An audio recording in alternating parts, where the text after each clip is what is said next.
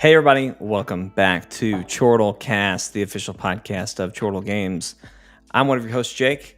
With me as always, he's the roguelite lad, the double dog dad, and he puts the Krampus in Christmas. Nope. What's up, Steven? Nope. No?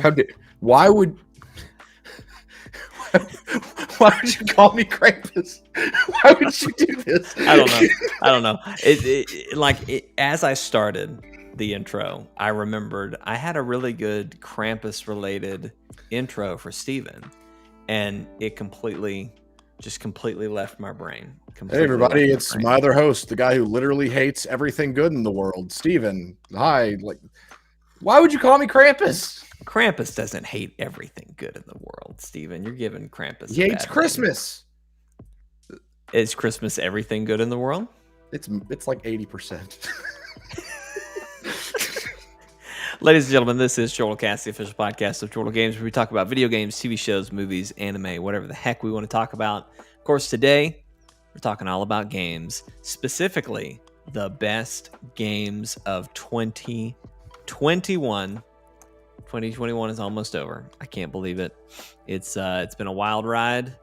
It's been a wild run, but here we are. We're here. What's up, Austin? He says, "Hey, Krampus, you got a hangover or something?" I don't know why Steven's wearing a hoodie. I actually do have a headache, and it's a little cold, so I'm sorry. I'm not going to help your headache, Steven. I'm afraid to say. No, you're not. I'm gonna get some water. So keep doing your bit. I'll be back. So firstly, ladies and gentlemen, like I said, 2021 is almost over. Thank you so much for being with us throughout the year. If you've listened at all or tuned in to any live streams, we really appreciate you guys and hope you enjoyed the content that we've had for you. Today's episode, we are going to wrap up the year by talking about the games that Steven and I consider the best of the year for us personally. So our favorites.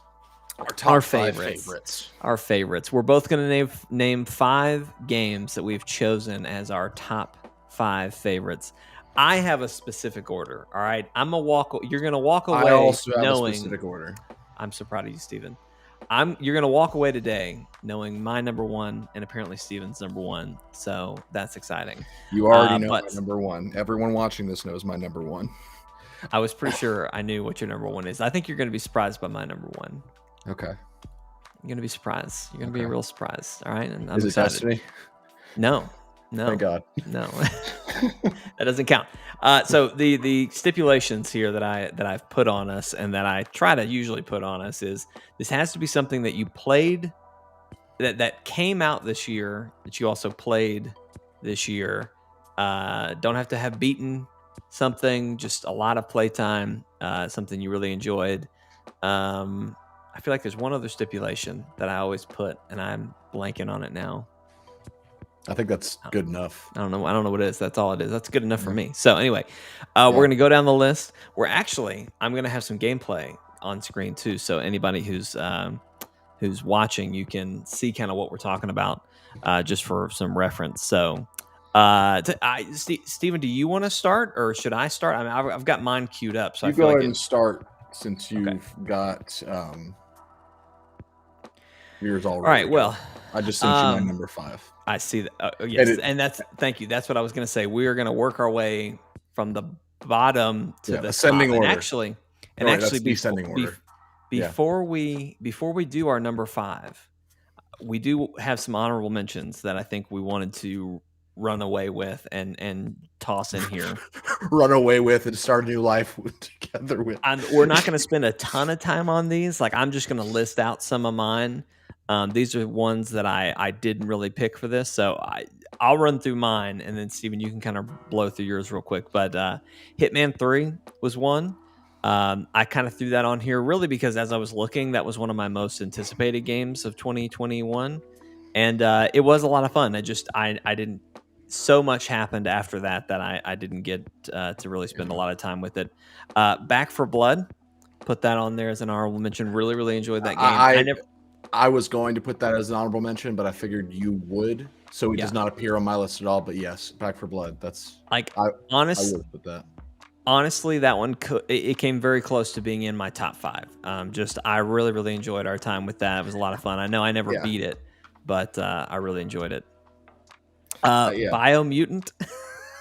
Anybody remember that one? Oh, I just remember. what a crazy game. You know what I mean? What a crazy time. How far did you get in Biomutant? Not very far, Steven. Yeah. Not very far. Not far enough to say that I really enjoyed it, but I'm gonna throw it in there as an honorable mention. Like, let's just all remember that game came out this year, and think, remember it fondly. I threw in Operation Tango in there. That was a free game from that we got on the PlayStation Store. That was a good one. Steven and I played the short-lived but good. Whole playthrough of that on the channel. So if you want to see that, it's a great co-op game. Really, really liked that. Stonefly, it's an indie game where you pilot a bug mech. So if you are a mech person, I highly recommend that. It's got an interesting art style. I haven't gotten to beat it yet, which is why it's not in my best of, but it's one I really enjoyed and was looking forward to. Mm-hmm. Let's see. I threw in Pokemon Unite because that is what I'm playing on mobile all the time. So not quite good enough, like I said, to be a best of, but I'm throwing it in there. And then really, as a true just honorable mention, Animal Crossing's New Horizon doesn't count. Paradise. Doesn't count. Just saying. It's the DLC. It's the DLC. That's why it's an honorable mention. All right. Just throwing that out there. All right.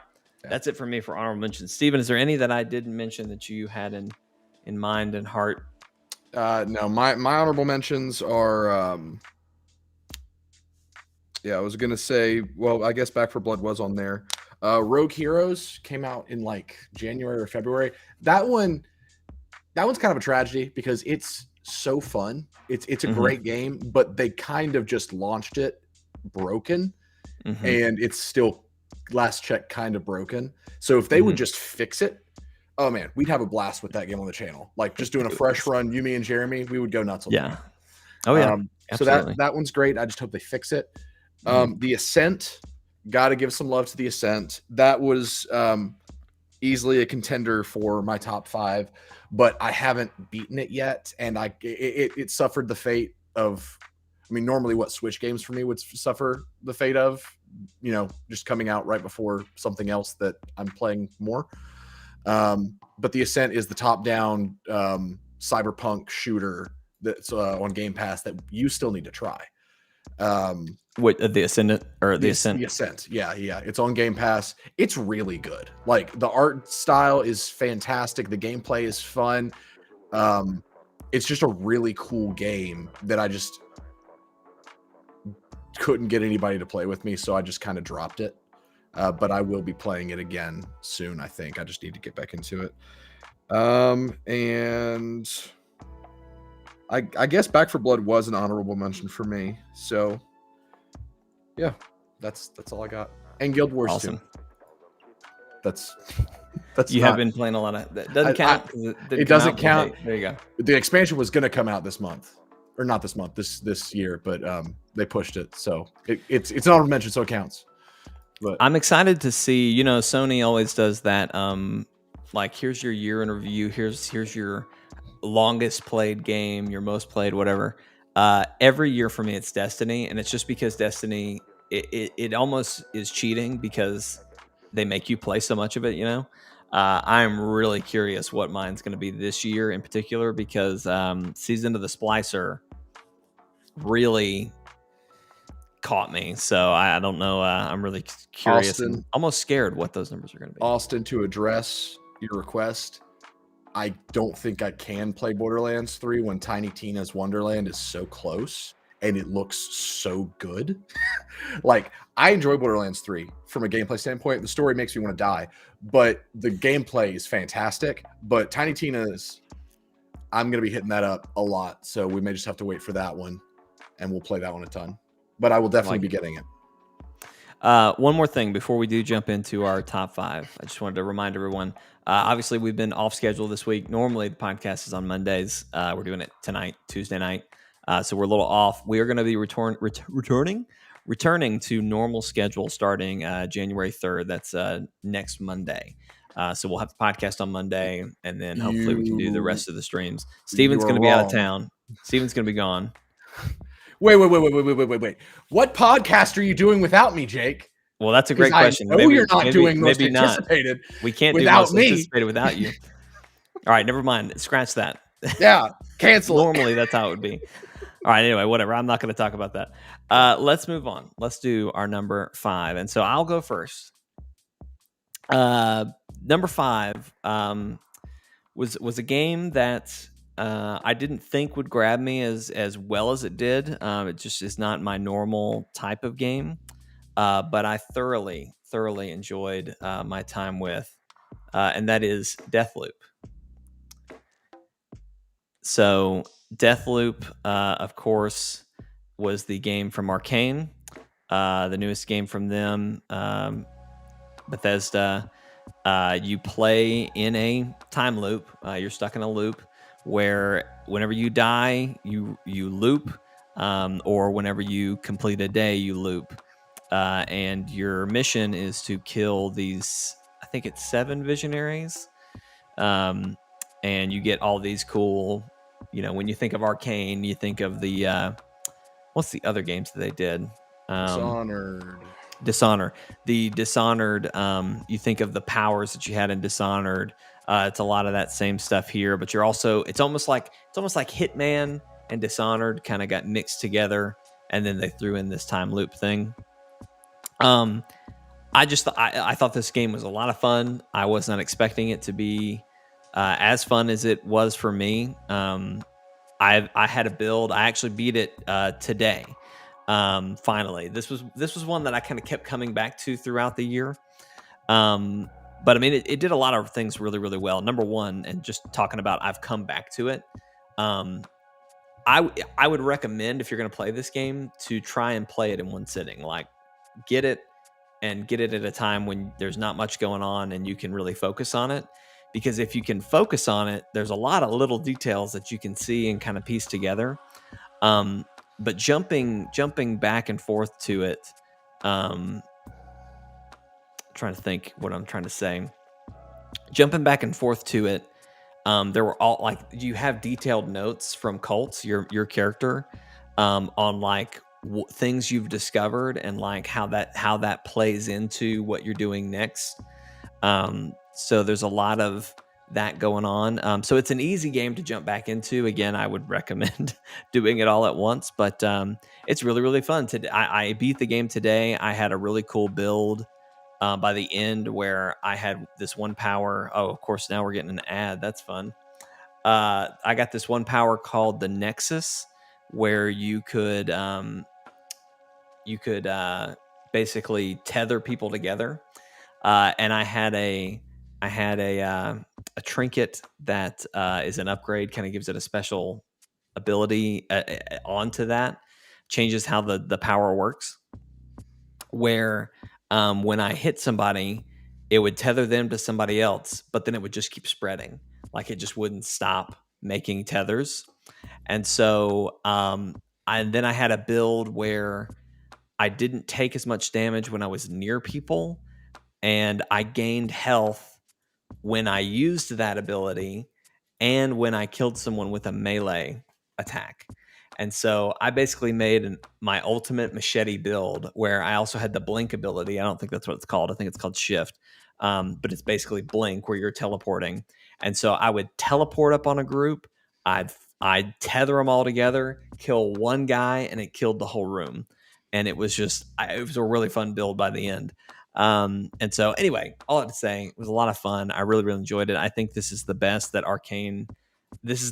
of Arcane, like pulling all their best elements together and delivering. That's what I've been trying to. They did Prey. Yes, sorry, I could have given you that. I didn't. I was trying to think of it.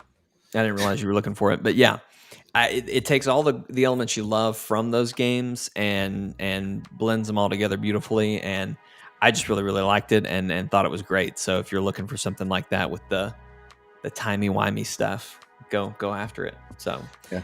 It's not higher on the list because the ending is kind of disappointing. And Steven, you can probably go into a little bit more of this, but like, it is a very deep puddle. is what I would say the game is. There's 4 areas. They're kind of all small.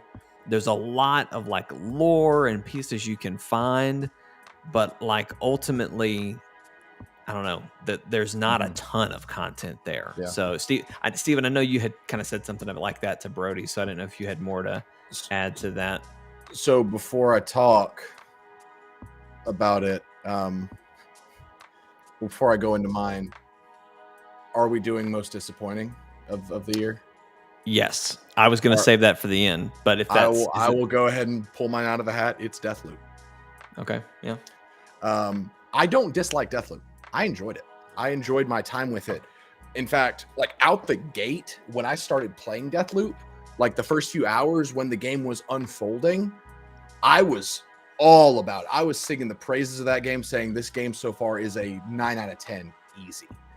But something happened as the game was unfolding.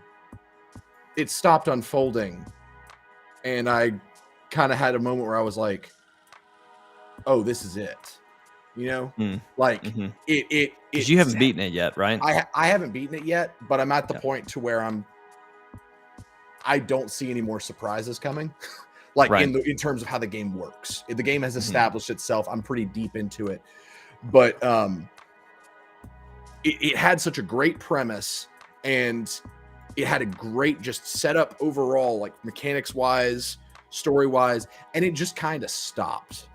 Yeah, it kind of stopped at the halfway point of making something truly great, to where like you saying about the deep pond, it's like what the 4 maps, whatever. I said deep puddle, by the way. Puddle. All right, That's pond would be pond is too generous. Yeah. By the way, is the audio good for you guys watching live? Is this lo-fi music we got going in the background too loud for you? Continue, Steven. But like, just the enemies don't vary enough. They're stupid, and the AI is just bad, and there's only one enemy type really. There's not, you can learn about the different areas, but the knowledge doesn't really help you much in terms of just tactical benefit. It's more of the mystery rather than like, I maybe died once in my entire time playing the game. I died a lot. It was too easy for me. And I'm, the roguelite lad over here, as Jake would call me. I play these kinds of games all the time. And so when I played Deathloop, I was expecting a true roguelike campaign experience where I was going to be tested. I was going to be challenged. I was going to be dying a lot and experiencing the loop. But 95% of the time, the reason I reset was... I got to go kill a spider. Keep talking. Okay. 95% of the time, the reason I reset the loop was because I finished the day and I just had to, start over. So the game was too easy. It didn't take advantage of its time loop mechanics enough. In terms of like, if it was too easy in terms of not dying enough, like it was not hard to. You didn't die a lot. Well, I didn't die a lot. If that's calling it too easy, then I would also say it's not punishing enough to where you can save your gear and your progress and everything too easily, to where not only is the game not that difficult in combat so you don't die a lot, but also it's too forgiving when you do die, because like you have 3 lives, you can save all of your gear. So what does dying really do other than just make it to where you have to start the loop? Like it's just time lost rather than progress lost. I love time loop stories. I love roguelike games, roguelite games, love it all. But I just think the Deathloop was way too shallow of a step into what it could have been, especially when and I learned this after hearing a guy that I trust his opinions. He mentioned a thing called Prey Moon Crash, which was the standalone I don't think it was standalone, but it was the expansion to Prey that is basically what Deathloop could have been, but before Deathloop even came out. So Prey Moon Crash is a better time loop roguelike than Deathloop, according to this guy. And I'm going to give it a shot because Prey is one of those games that I didn't play as much as I would have liked to. So I'll probably give that a shot. But yeah, Deathloop, it was fun. But once you get into it, you realize that it's just nowhere near what it could have been. But I appreciate its style and the aesthetic, the soundtrack. Like there's things about it that I really like, but it ultimately was just a game that I'm going to forget pretty quickly.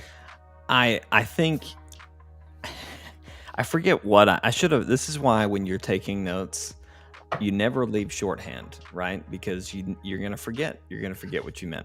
I wrote down for most disappointing. I wrote down game delays because I looked at my list of most anticipated. This was my most anticipated for 2021 in this order: Stray, coming out in 2022. Hitman came out, was good. Little Devil Inside, delayed. Hogwarts Legacy, delayed. Horizon Zero Dawn Forbidden West, that's coming out in 2022. So really, that's your own fault for putting down so many up in the air games that had not really promised. I mean, most and when we do most anticipated next year, I mean, you'll see this too. I mean, that's just kind of, there are about 3 months, maybe 4, that we know for sure some games are coming out in, and that's if they don't get delayed. You know what I mean? It's always up in the air. But anyway. So that's really your most delayed, is that you copped out and didn't actually give a title? No, I was going to say, what I was getting to was, that's kind of what I wrote down, but my real answer would probably be Deathloop as well. Okay. But anyway, just, this was a pretty good year. You know, last year we had Cyberpunk, which was my most disappointing. Yeah. I really should start taking notes on yours, Steven, so that I have that data in front of me as well. Cyberpunk was so disappointing last year, but this year was a very light year, but in that same regard, we didn't have major disappointments and we didn't have major wins. So high floor, low ceiling kind of year. Sure. There you go. Okay, Steven, are you ready to talk about your? I'm ready to talk about my number 5, and it kind of breaks the rules, but also it doesn't. So shut up about it. My number 5 is. Have you pulled it up? I got it. It's up. Okay, cool. My number 5 is MechWarrior 5 Mercenaries. So this game technically came out, I think, last year on Xbox Game Pass, but it got a full release on like Steam. It was probably some kind of exclusive, early exclusive kind of deal. But the game had a wide release this year and got a new expansion. And I revisited it, and it's just a good time. This year, I periodically will go back to games, like go back to genres and just hit those genres hard. And this year, I feel like I hit mech games super hard. I've been really vibing the mech games, and I've been really wanting like Armored Core and stuff to come back.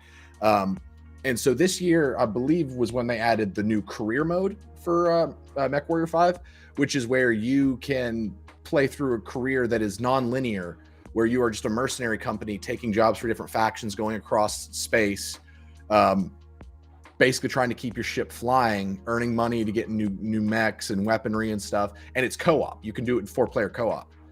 So Mike and I did that for like 3 streams straight.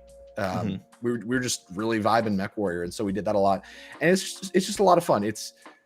It's not your typical I mentioned Armored Core earlier. This is basically the exact opposite of like your Daemon X Machina, where Daemon X Machina is like, I'm an anime, watch me do all these flips and sword teleports and stuff. MechWarrior is like, I can't move my arms. Yeah, the mechs that I just watched looked a little stiff there. They're stiff, but it's like there's a practical sense to these mechs to where you could look at them and say, I could see this being made someday. Okay. So they're kind of realistic, practical designs, which I think is cool, and the whole first person aspect I think is awesome. I love mech games that like put you actually in the cockpit, and I want more of that. But yeah, good game. I think you would be utterly lost if you played it. Thank you for being honest. Well, just because like it's a game that It is on console, but I cannot fathom how someone could play this with a controller. Just because there's a lot of stuff to keep track of. It strikes me as more of you need like a command center to make work and do all that. So there's like thruster percentages. You can shut down your mech. You got to keep track of your heat, your jet boosters if you've got those. You've got weapon groupings, just all that jazz. But it's just a good time. It's a game that I would not consider it anywhere in any kind of like awards discussions because it doesn't do anything the best, but it's very unique in what it does considering like what we get out of most AAA games. Like it's a niche that I'm all about, and so I've been very pleased to play that. It looks like a very you game. Yeah, it is. It strikes just what you need. Yeah. Which brings me to my number 4, which I would also claim is a very me game, and that is Death's Door. Death's Door is an indie game. Believe it or not, this is what when I was going through my list, I knew I wanted this on here, but I kind of got nervous because I was like, crap, it came to consoles this year, which means it probably actually released last year and I just forgot and didn't get around to it. I bought this game on PC when it launched earlier this year, but it's already out on PlayStation and other. Oh, come on, get out of here with these ads. It's already out on PlayStation and Xbox and everything there. So it launched to console really quickly, which I appreciate. But anyway, it's a great game. It's probably the game that has challenged me the most this year. The bosses are very difficult, and you have to nail. Like they're not bullet hell type things where like you have to be landing in just the right spot, but you do have to learn the enemies' moves and when they're going to do what, and like literally you have to memorize it, and you just kind of have to go through the dance to get to the part where you can actually hit them and then keep moving. It's funny listening to you describe a Souls-like. Right? Like this is probably the closest I will ever get to enjoying a Souls-like. Like Brody's probably over there just like listening to your description and he's just like, like, yeah, that's called Dark Souls. Like it has a decade. It has a lot of Zelda vibes. You play as this cute little crow. You find new weapons. You learn new spells, which are basically your items that you would have in a Zelda or a Metroidvania. It's got great writing, really, really fun dialogue between characters, and a surprisingly good story. I mean, without spoiling it, it is a lot about the beauty of death and like basically you are a reaper, right? In the game, the Grim Reaper is a myth. He is no longer in this world. So the crows and these people called the Lord of Doors have kind of taken over that role. And because of that, you're immortal, right? You don't die, but you have to go reap other people's souls to, take them back or whatever. But the main bosses are people who have refused to die. They have basically chosen immortality, and their souls have I forget how they word it, but basically their souls have soured, and they were good people, but they've turned evil. And so when you beat a boss, there's actually like a funeral and like a eulogy is given. And it's so funny because I don't know, normally in a game, not normally, but like a plain story, and easily Death's Door could have just done this, but bad guy bad. Here's bad guy. Bad guy did bad thing, kill bad guy. And you do that, and it's that's fine, actually the script for every Ubisoft game. Just exactly, bad guy bad, exactly. You good, bad, kill bad guy. Bad guy bad, you less bad, go do bad. Go do bad to kill bad guy. Go do good, bad, kill bad. It's just simple as that. But at this eulogy, like they really kind of talk about like there's this witch lady that you guys have probably, if you've watched our live streams of this, you've seen me react to her. She's terrifying. Like she's really freaking scary. But anyway, she was so obsessed with immortality, and she was making other people immortal to save her family, and like she lost sight of what she was really doing, and like she ended up cursing her great grandson, and there's all this crazy stuff that happened. But like her eulogy, they talk about how she was a loving grandmother who just was trying to do what she thought was right and what was best for her family, and she'll be in a better place now, blah blah blah. It just really really sweet. Like even the final boss who like caused all of this has a really really sweet eulogy, and he is like the bad guy. So it's just very clever writing. It's very funny. There's a lot of great characters like Pot. I think his name is Pothead. Pot friend. Pot friend's in this game. Not Pot friend. Not Pot Oh, friend. Although man. as the amount of analogies you could pull between this and Elden Ring are getting scary. I'm just telling you. I'm really thinking about it now. It's like, crap, do I need to get Elden Ring? But anyway, a lot of fun. Really, really enjoyed it. It's on. I mean, it's out everywhere. It's also talking about with Deathloop, how we were like, it's a very deep puddle. This one's maybe closer to that deep pond level, but it is deep. I mean, deep. Like I beat this today, and when I beat it, so it's been daytime the whole time you played. When you beat the final boss, like the last cutscene shows that he dropped a key where he died, and so you go pick it up. You go to this bell tower, you hit it, and suddenly everything goes dark. And for a second, I was like, "What the heck happened?" And it took me a minute to realize, like, oh, it's nighttime. Like that's weird. So I started walking around. Suddenly there's all these ghosts everywhere, and like characters who were in place A are now in a new place doing something different. And so there's basically like a side B to the game that I honestly, I don't know that I will ever have time to like go through. Not that it's a long game, but just I'm so busy and there's so much else coming out. Right. I don't know that I'll ever be able to sit down and go through the B side. But like there's apparently a true ending and all sorts of stuff. So just going back to depth and get your money's worth out of a game, like this is a good one. If you can only buy one game, there's a lot of depth here to get you through. So is it out on Switch? That is a great question. Steven, I want to say on getting it if it's on Switch, because that's a Switch game. Like as far as I think it would be a great Switch game, and I'm pretty sure it is. I've been wanting to pick it up, but I just haven't been paying attention. I feel like it is. I'm pretty sure it is. Steven, I can happily confirm that it is on Switch. Woo! I will be picking it up this week. Yes, probably. It is on Switch. Steven, it's really, really good. I can't wait to hear your thoughts on it. I feel like everything I've seen, everything I've heard you say about it, it just sounds like a me game. I can't say enough good things about it. It's really, really fun. There's a reason it's on my list. The only reason it couldn't get higher is I have more high praises to say about the next couple games. But this honestly I could make a call for this to be anywhere but the number one spot, higher up on my list. So yeah, cool, great game, highly recommend.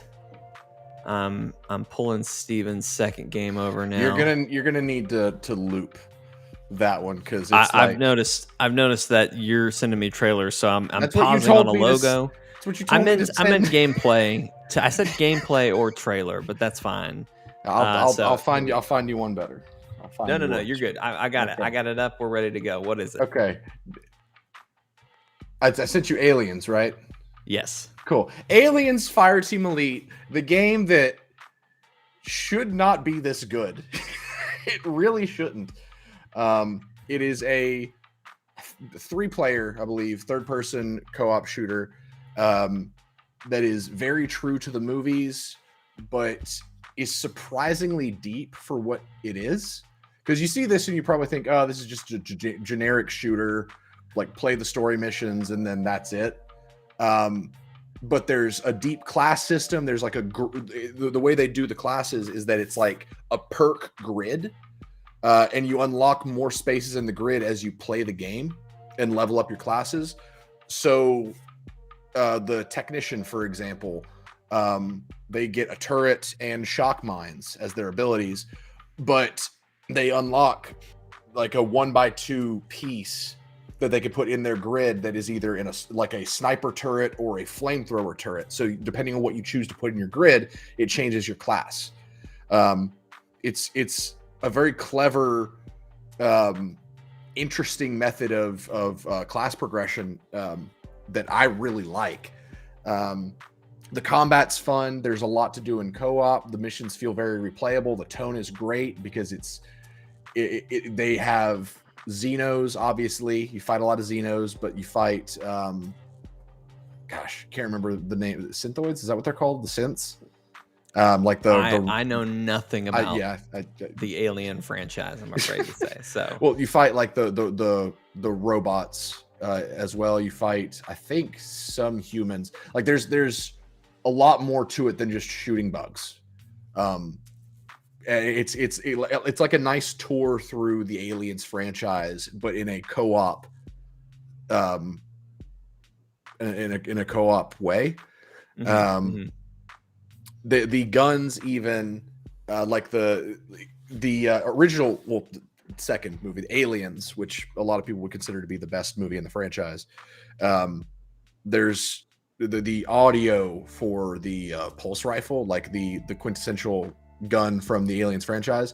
The audio sounds weird because it's an older movie, but they took the straight audio from the movie, as far as I know, this is my understanding, and they put it to the game. So they just made it to where like it sounds very tinny, but they just made it to where like, yeah, that's just how the gun sounds. So they have a lot of respect towards the franchise to where they didn't want to be like, oh, let's make this gun sound better. Yeah, they're gonna use with the movie, right? They use the sound from the movies because it just feels more nostalgic when you're shooting that gun if it sounds like it did in the movie. And I thought that was pretty cool. It's just very respectful to its property.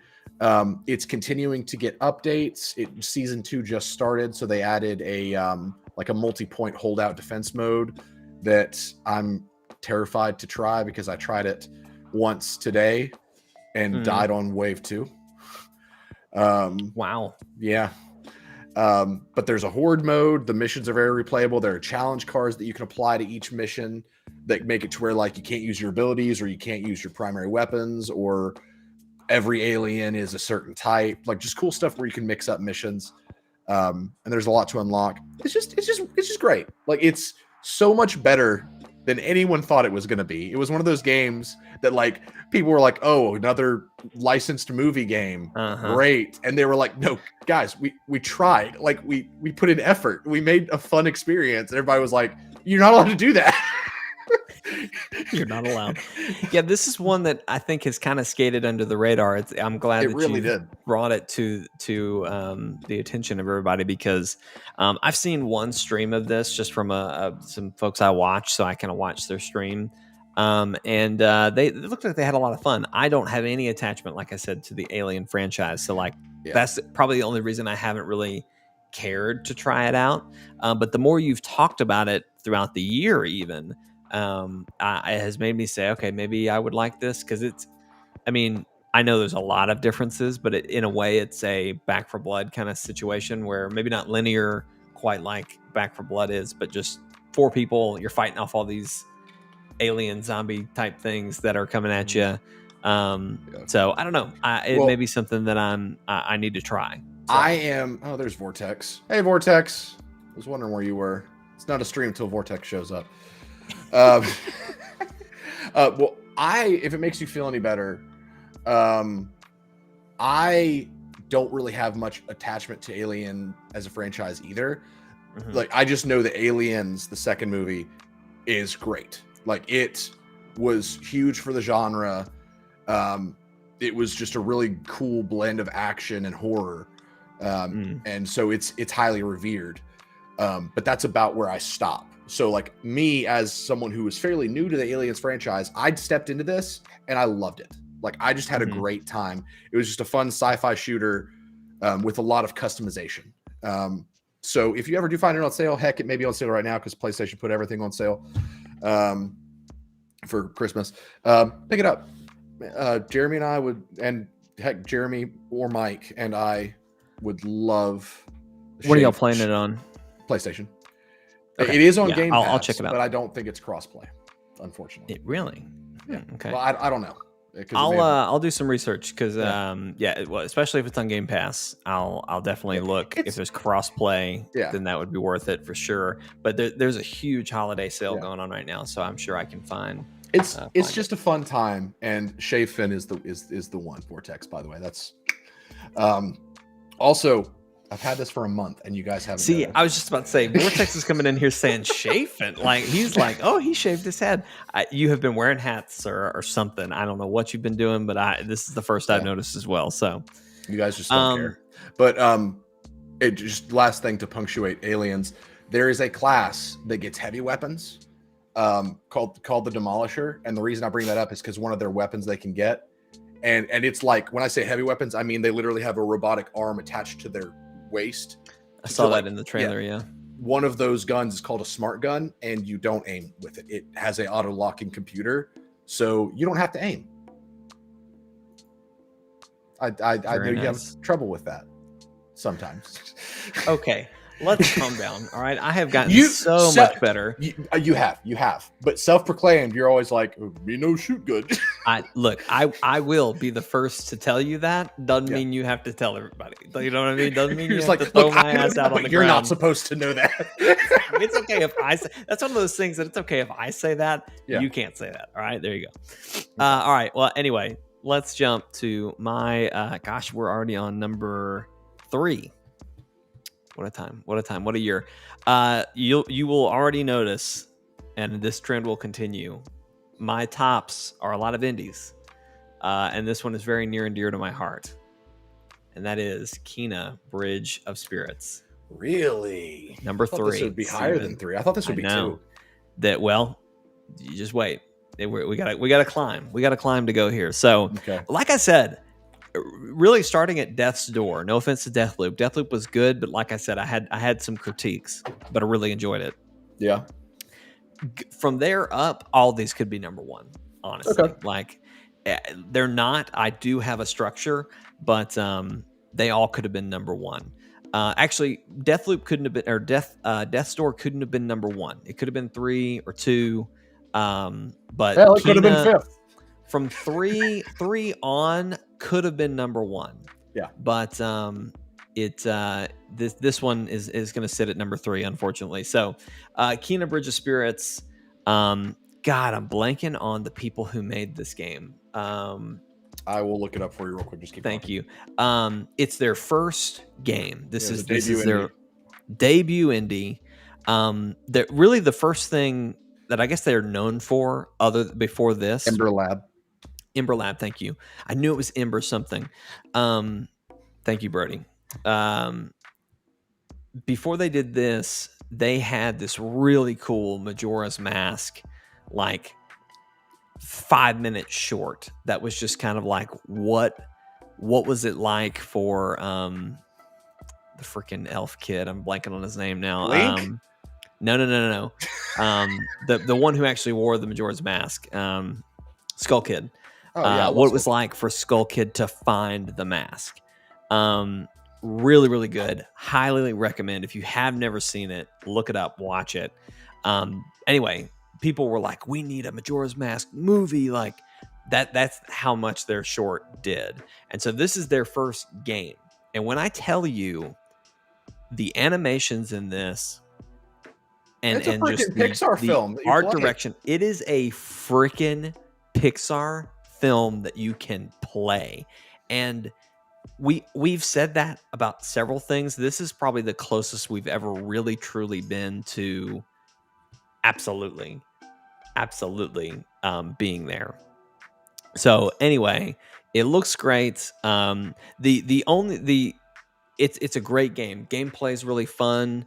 You've got a bow. You've got these little sprite characters. I'm forgetting what you call them now. Rot. They're the rot creatures. They are just so cool. You can Yeah, collect like them. You can give them hats. my favorite Rot Bader Ginsburg. You remember that one?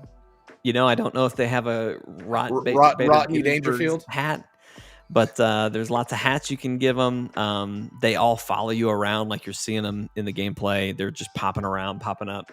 You Rodney actually Rotbert Downey Jr. Oh, that's right. That's right. I forgot that I forgot that we did that whole thing where we just named every single rot.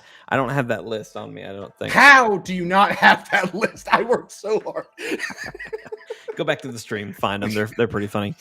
But anyway, the rot are really, really cool little partners that you get. They, like I said, they follow you around. You can give them hats. You actually use them in combat. They give your abilities like a special boost. The story is it's really good. It's just very general, I guess. Yeah. And honestly, generic, part of that is because this isn't attached to another IP. There's not a sequel. At least there's not a sequel yet. There's not, there's nothing really to go off of. So I guess there's not as much impact to the story. Right. But like Kina, we don't really know much about Kina, and you never really learn much about Kina. I wish they had done more of that. But the story, so basically the whole game, you're going around and you're helping spirits pass on into another life. I'm realizing now that I have a lot of games that either have the name Death or you're helping someone pass on. And I don't know if that's, I don't know if that tells you anything about how this year's gone, but interesting. I think that's just been a theme in the indie scene for the past year or so. There's been a lot of that. Jake, please tell me you still have the paper with all the names Steven and I gave you. You know what? I'm gonna flip through my you need to find it because we worked so hard. Jace. But anyway, the story you're helping these spirits pass on, and it's really, really great. Those stories are really, really good, really sweet. But again, kind of they're not super deep. Like they're very like the characters have names and like they have a story, but it's very general. Does that make sense? Like, when you have a new IP, what tends to happen, especially in an indie scene, is that if it's an IP that hinges a lot on the world that it's presenting, it lets the world itself be the story and doesn't require much narrative. And that's kind of the vibe I got from Kina, is that it was introducing you to this world in which everything took place, and the narrative was more the vehicle to take you through the world itself. That's a great way to describe it, because it's good, but it's very general and kind of not bland. It's very good, but and also just now that I'm watching some combat, like the combat is really good. It starts off really simple. It gets a little bit more complex as you go. It's definitely not. It didn't challenge me quite as much as Death's Door did, but there were some pretty challenging fights in there. But overall, I mean, the reason to play this game is, I mean, first off, freaking look at it. Like, it is beautiful to look at. Really, really fun to play, and again, just a great all around game. It's beautiful. And the thing I kept saying with Game Awards and stuff, it was in a lot of Game Awards. It won a lot of indie awards from the Game Awards, but the thing I kept saying was, I can't wait to see their next game. Like this was amazing and worthy of every award it got, but holy crap, what is their sequel going to be like? And those are the best debut those are the best debut games, and also just like first attempts at an IP. And this seems like that kind of game that it just introduces such a bright, colorful world that has a lot of personality to it. And so it did seem like that kind of game that was like, this game's story won't receive any awards, but I can't wait what they do with the next game, when they don't have to introduce us to the world, but they can spend more time with the story itself. You know, like it gave me that vibe where it was like, this is a great first step. Can't wait for step 2. Exactly. Here are some of the rot names that Steven and you guys helped come up with. We had Jay Rott, Tim Rothey, Rotbert Rotbert. Rotney Jr., There it is. Kid Rott, Cher Rott, Rotchala, Rotifer B. Rott.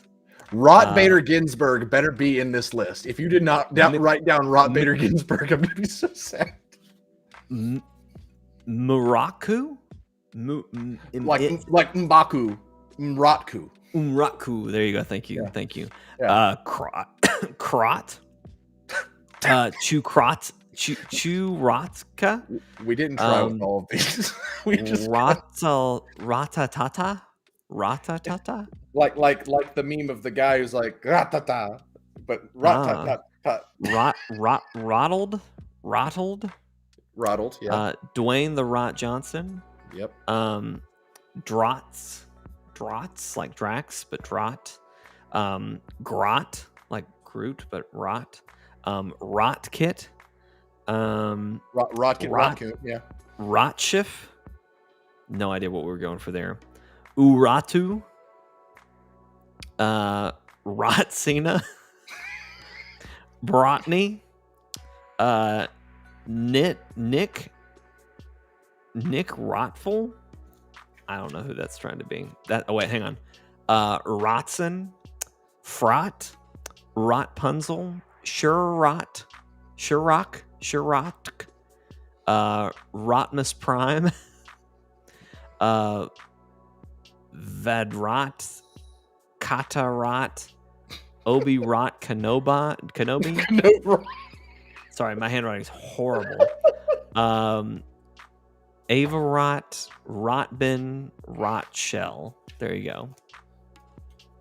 Ladies and gentlemen, Can't believe you didn't write down Rot Bader Ginsburg. Oh, I was about to say I wrote them down, Steven. I don't know what you want from me. You didn't read that one. Well, I don't have that one. I didn't write that down. You didn't write it. I'm sorry. My best ideas are wasted on this channel. I'm sorry, Steven. You're stuck with me. Yeah. All right, so we're moving to Steven's number 3, which has 2 parts, and I'll allow it because I've glanced at both of these. By the way, Steven, in the next one, you need to start sending me your other links. So, I will when you go to your number 3. So my number 3, I'm just gonna say Monster Hunter, because this was such a great year to be a Monster Hunter fan. Monster Hunter Rise, which is what you're seeing gameplay of right now, was, I can't say the next Monster Hunter World because that's not what it's doing, but it's the next mainline Monster Hunter. And it introduced a lot of cool new stuff like riding monsters like you just saw in the trailer. The wire bug was super cool. A lot of new abilities for weapons. The hunting horn is amazing now. The freaking Palamutes, the dogs. I literally recreated Flynn. Best addition to the series ever. They're great. They're wonderful. I love them. But it's a game that just basically the pitch. All you really have to say is portable Monster Hunter. Like it's a mainline Monster Hunter. Portable Monster Hunter world. Fair enough. Like that's yeah. I was kind of trying to get to that point because it's not Monster Hunter World, but it's pretty dang close because it's the closest you're going to get in a portable format. Exactly. Because we've had portable Monster Hunter, but that's been like 3DS, so it's been very limited. Yeah. But this is like as close as you'll get to the Monster Hunter World experience, but you can play it on the go. It's great. It's a little dumbed down to where it's easier than World, but I would argue and say it's less that it's easier and it's just way more accessible. Yeah. And I think it's great. It's a ton of fun. We're getting an expansion this coming year. I'm excited. I don't know what it's going to include, but I can't wait for it. I mean, just look at the moves that are happening on this trailer. Like Monster Hunter is one of those games where like people who play it, but like don't commit the time are just like, I don't get it. But you watch people who do get it, and it's like, it's basically watching people who play Rocket League Pro. Like you don't know how they do this kind of stuff, and you wish you could, but you just can't. That's absolutely my comment on this. Is I wish I was better at Monster Hunter. Which But it's one of those that like it's a beautiful blend, and this is just Monster Hunter in general. It's a beautiful blend of build crafting to where you have to know like how you want to build your character with the different armor skills and everything. It's a blend of that, but also actually knowing what you're doing in the field. Like the gameplay requires a high skill ceiling to where you can be just okay, which is about where I am. And then you could be the people who are literally launching themselves as a human missile with the gun lance across maps and like landing on monsters and one hit killing them somehow, like stuff like that. It's great. It's one of those games that just has such replayability, and I really need someone to play it with me. Because Jeremy lost his copy. I think Brody rage quit at one point, or he's just too busy. I don't have a lot of time to play in like my free time, but I am always up for a Monster Hunter Rise stream. You say the word and it'll happen. Okay.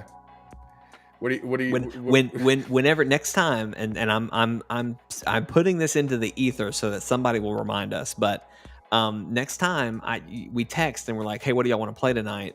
And there's not like an obvious answer. The obvious answer is Monster Hunter Rise. Okay. Just throwing that out there. If Sentinels doesn't work out, do you have time to do it this week? Oh yeah, absolutely. You got me Wednesday. I don't have any other time the rest of this week. But if Sentinels doesn't work out, we will be streaming. We're streaming Wednesday then, regardless.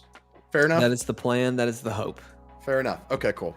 So 3A was Monster Hunter Rise. And if there was like a game that I would say that, especially like the first half of the year, I was hitting Rise so hard. Like, and it's a Switch game that, like I've said, I think I said this earlier, with Switch games, I play them a lot until the next thing comes out, and then I unfortunately forget about them. Mm-hmm. That didn't happen with Rise. I just kept playing it. I hit that game so hard through the first half of this year, and I just did not stop playing, even though it's the kind of game that I normally would wait for someone to play with that game. I just kept playing it. I was addicted, and I could totally pick it up now, play it again, and get re-addicted. It's just great. Rise is where Monster Hunter clicked for me. Mm-hmm. And I mean, I loved World, but World is more complicated and requires more commitment. And the only person who would ever play that with me was Brody, and we both moved on to other games. But Rise was where it was like, okay, yeah, I'm all about this. Like it made me want to go play World again. It's just great. 3B, 3 being Monster Hunter, is Monster Hunter Stories 2 Wings of Ruin, which I love when a franchise can say, okay, we've done this with the franchise, what the franchise is known for. Mm-hmm. We're not giving up on that. We're just trying something new over here to see how it works. Another example of that would be XCOM, The Bureau Declassified. They were like, we really want to make a XCOM shooter. A lot of people hated it. I loved it because it wasn't taking away from mainline XCOM. It was just giving us something extra. And it did it well. That is Monster Hunter Stories Wings of Ruin. Stories 2 Wings of Ruin. Because it's just like they basically said like, hey, we have this massive catalog of monsters at this point, so let's make the best Pokemon game that's ever existed. And that's exactly what they did. It puts Pokemon to utter shame with how much it does with the monsters themselves, because you can change the DNA of the monsters through again, kind of like I was saying with Aliens, with a perk grid, to where it's like a 3x3 grid, and each slot you can apply different DNA to that monstie. They're called monsties. I'm just going to call them monsters because monsties is stupid, and it's the only complaint I have about this game. You're not complaining about the freaking cat friend? He's about to show up, I think, where he's like, meowdy-doo, partner. God freaking damn. I hate it. I hate him. As soon as you can finish, but like I think I don't know that I have this right, but I feel like I put you on to Stories, Steven, because I'm sure you saw it, But I was the one, I feel like, that kept saying, like, I need to try this. Like, this might be the thing for me to get into Monster Hunter because it's more story based. It's turn based, so it's not going to be as complex. I was really hoping it would be the thing to get me, and pretty much when he said "meowdy do, partner," I was like, "Nope, I'm done. Nope, can't continue on this." So anyway, but go ahead, finish your thought. Skill Up's review is what got me to actually try it. But yeah, but it's basically like it's a turn-based RPG that does Pokemon better than Pokemon ever did.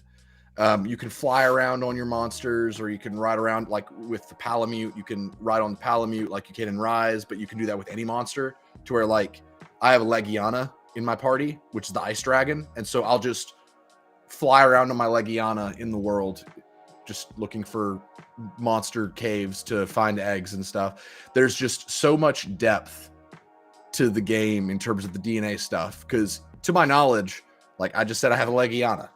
It's an Ice Dragon, uses a lot of ice attacks. I could completely rewrite a Legiana's DNA and make it a Fire Dragon if I wanted to. Stuff That's like crazy. that. It's so cool. Like it's the kind of game where like I want more from it. Like I want Monster Hunter to give me more Monster Hunter, but I also want more Monster Hunter stories. It's such a well executed different. I mean, this is their Monster sequel, Hunter. So they know it does well. Yeah. So this one really, like the first one, is, as far as I can understand, was fine. Yeah. But this is where they were like really took it and ran. And I hope that we get these two sides of Monster Hunter regularly moving forward, because I love them both. They're fantastic. And I really do think that you would like this game a ton. The story is fine. It's a story. It's whatever. But just the different monsters you can catch or that you can tame or whatever, the different DNA combinations you can do. It's very addicting. It's very fun. There's co-op. It's great. I love it. I need Monster Hunter friends in general. But yeah, it's great. It's so good. Well, I'm willing to try that one again too. Hopefully I'll have more time to get around to it and to get along with it. But anyway, all right, we're moving on to my number 2. Now, sometimes, Steven, we have this beautiful moment where we're in sync. You know what I mean? We're synced up. We know what we're doing. We've got it all figured out. I'm about to throw a major wrench in that. Just a major wrench. Okay. So I will say my piece on this game and then leave the rest to you later. If it's what I think you're going to say, then maybe we should just wait. Well, I mean, it messes everything up either way. Okay. So I'm just going to say it. And like if you say 12 minutes, I'm quitting this channel. I won't talk long on it because I know you're going to bring it up again. Okay. But my number 2 game of the year is Guardians of the Galaxy. Number 2. Again, could have been number 1. Very high chance that it could have been number 1. This game, this is literally all I'm going to say about it, and then I'll move on. This game is what I look for in my usual like best game. Like this was my top game of the year, and what I mean by that is it's a single player story that is that's got great gameplay, has great story, and it's something I just sit back and play and enjoy. Yeah. You know, and have a great time. Like usually Last of Us Part 2, you know, like Horizon is one that I'm very excited for. Like those are the kind of games that I normally go for my top. So this was an easy win for that. But anyway, Steven sent me his number 2. I'm going to start pulling that up. We are going to talk more about Guardians in just a minute. Yep. I assure you all. Okay. Maybe. I was going to say, we'll you really... I haven't told you what my number 1 is yet. So. Well, you've really thrown a wrench. Just put the number 2 up, Jake. Put in number 2. Keep it going. I'm working on number 2. Here we go. Here's number 2 for Steven. What are we looking at, bud? It's Outriders. Come on. Like, This game Oh, duh. is one of those games. Like, it came out in April, right? Like, it feels like it Yep. came out like last year, but it came out in April. This is one of those games. When I say that normally a game takes me away from Switch games, by the way, this would have been that game, but I continued to play Rise after this game came out, so that just speaks to Rise, because you all know how much I love Outriders. This game did everything right pre-launch. They handled its promotion as well as they could have. They were very upfront with people. They kept saying every single time they talked about it, this is not a service title. This is not a service title. They kept trying to ground people's expectations. They were answering questions that gamers would ask. They just had their finger on the pulse of what people needed to hear, basically. Like, you know, like they knew, or at least what I would want to know. They knew what I wanted to know, and they marketed it towards that. And it's a third-person, 3-player co-op looter shooter, in the vein of something like The Division, but it is more like Borderlands than Division, to where it is, you have the story and then you have the in-game missions that you can do, but that's it. There's no like service title stuff. There's no season passes or seasons in general, like stuff like that. It's just, you get what you get out of the box, full game. It's there. That being said, it did not have a great launch. Like, it sold really well and people enjoyed it, but it had some bugs and the end game was not up to snuff with what people wanted. And so after launch, they were patching things. They had regular patches coming out, but they kind of went radio silent. Then, like, what, 2 months ago, I think, they were just like, hey, guess what, guys? We're fixing everything that you guys didn't like about this game. Also, we're coming out with an expansion next year. And just the fact that you wouldn't see this in any other game, in my opinion, which is one of the things I just love about People Can Fly, because they develop games, or at least they developed this game as a game that they wanted to play. So if it wasn't working, they fixed it because they wanted to play it. Like, they wanted this game to succeed so that they could be a part of it. So the end game, and they knew it wasn't working because it wasn't working when they played it. Right. The end game, the way it worked at launch, was it was something called expeditions, and it was you were timed to complete a mission, to where, like, the quicker you completed it, the better your reward. And I hated that. Like, I love the missions, but I hate time attack, because I'm the kind of player to where I create complex builds that are typically support based or crowd control or summons, stuff like that, to where I'm not just a DPS cannon. I never play that anymore. So I hold people back in raids sometimes where it's a DPS check or time attack or whatever, because I'm more complex than that, because I enjoy complexity. And right out the gate, when they announced this new update, they were like, hey, you guys know how the end game was timed? Well, we totally acknowledge that you guys want to make builds that don't really work with timed stuff, so that's just not a thing anymore. They just completely removed the time attack. They wrote it straight to you. They spoke to my soul. But it was really great, because they spoke about it in such a way to where they really knew what they were talking about. They were like, yeah, we've been seeing the builds that people make, and that just doesn't jive with time attack, so it's just not a time attack game anymore. And that's great. And that was just one of the many changes that they made, to where they pretty much overhauled this game's end game in a free update, in a way to where the game's economy, like the whole aspect of expeditions being something that you are challenged by, to where it's harder to do them to get the better loot, you know, because you have to do them within the gold time frame. The game's economy, in terms of people coming back and playing it, was better off with the time attack, because it kept people playing, because they had to do better to get the better stuff. So they changed the game's economy in a way to where it's not expecting you to replay it as much, because it preferred to just be a more fun experience. And I admire that. I really do. That's that's just a decision that I think was good for the game's health, but most developers would be like, and I'm looking at Destiny when I say this, most developers would be like, no, we're not going to make that change because we don't care if it's fun. We care if people are playing it. And Outriders, they're just like, we want you guys to have a good time because we want to have a good time when we play this game. Right. And I love that. It's very refreshing. And like, you bring up Destiny, so I'll just use Destiny as an example. Those guys are playing the game, right? But the people who are making decisions are not listening to even those people. You know what I mean?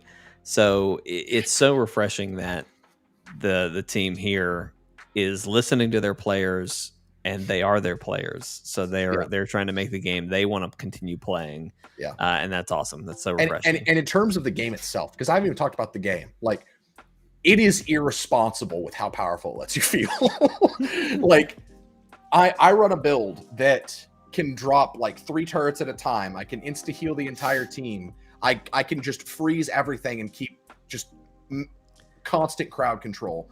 That's the build you're seeing on screen, folks. If you're watching on YouTube or Twitch. Player. I am one person, and I'm able to basically pacify an entire field of enemies. And imagine that, times 3.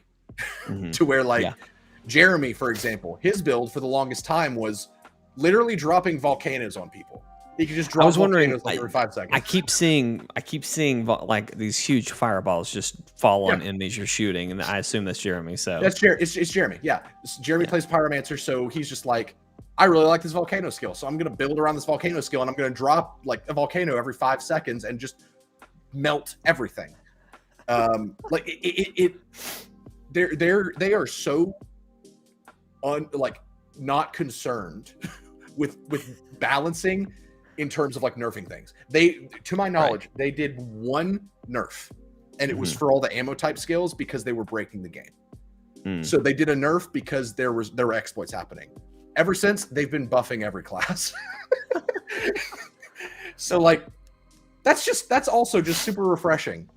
Like, the best way I could describe this game is, if you've played Diablo 3, this is third person Diablo 3, to where like there are like arcane torrents happening on the ground. There's portals that are sucking you through. It's chaos on screen, but you are the majority of that chaos.